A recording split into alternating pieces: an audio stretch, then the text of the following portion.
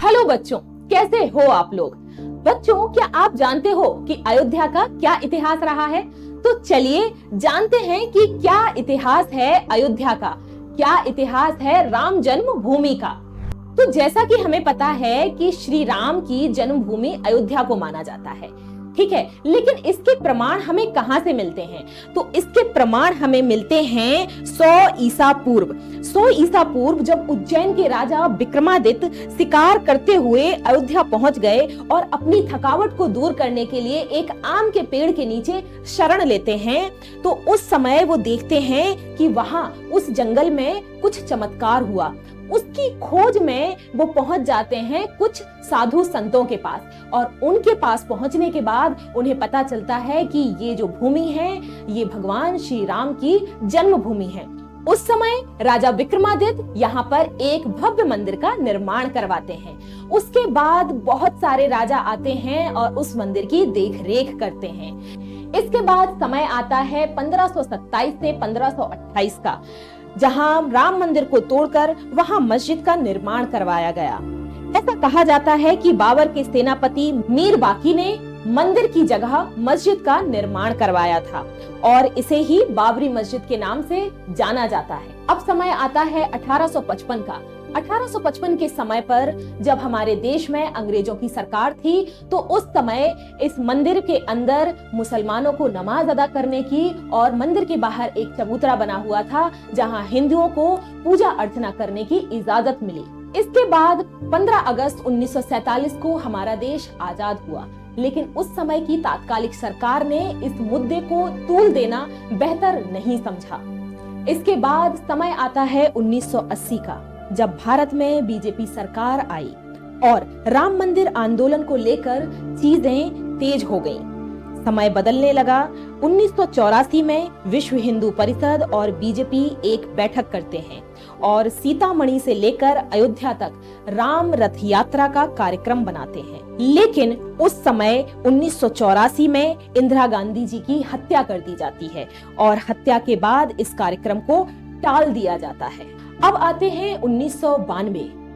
6 दिसंबर 1992 का समय, जब उत्तर प्रदेश में सीएम के पद पर यानी मुख्यमंत्री के पद पर थे कल्याण सिंह और प्रधानमंत्री के पद पर थे नरसिम्हा राव। कल्याण सिंह ने अदालत को यह भरोसा दिया था कि वो मस्जिद के ढांचे को कुछ भी नहीं होने देंगे, लेकिन अयोध्या में भीड़ बेकाबू हो गई। भीड़ के बेकाबू होने पर भीड़ को संभालना मुश्किल हो गया और इस तरह से शाम के 5 बजे तक तीनों गुंबदों को गिरा दिया गया।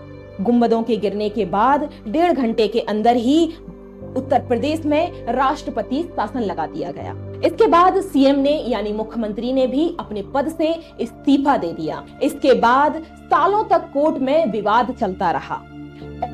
यहाँ पर एएसआई को जांच करने के आदेश दिए गए। एएसआई मतलब आर्कियोलॉजिकल सर्वे ऑफ इंडिया।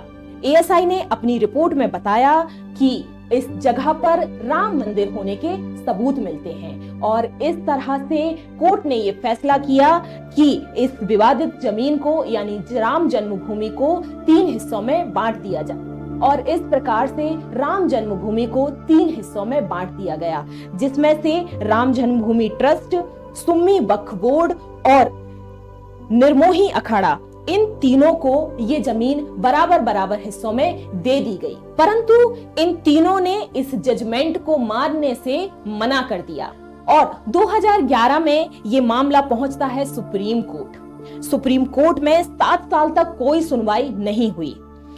फिर उसके बाद एक पैनल बनाकर आपसी रजामंदी से मामले का हल निकालने की कोशिश की जाती है, लेकिन इससे भी जब कोई सॉल्यूशन नहीं निकलता है तो उसके बाद सुप्रीम कोर्ट उन सारे दस्तावेजों को इंग्लिश में ट्रांसलेट करने के लिए कहता है और फिर अगस्त 2019 में मामले से जुड़े हुए सारे पक्षों की सुनवाई पूरी होती है और 9 नवंबर 2019 में सुप्रीम कोर्ट ये फैसला सुनाती है कि विवादित जमीन रामलला यानी राम जन्म ट्रस्ट को दे दी जाए। तो बच्चों, ऐसा इतिहास रहा है हमारे रामलला का, राम जन्मभूमि का।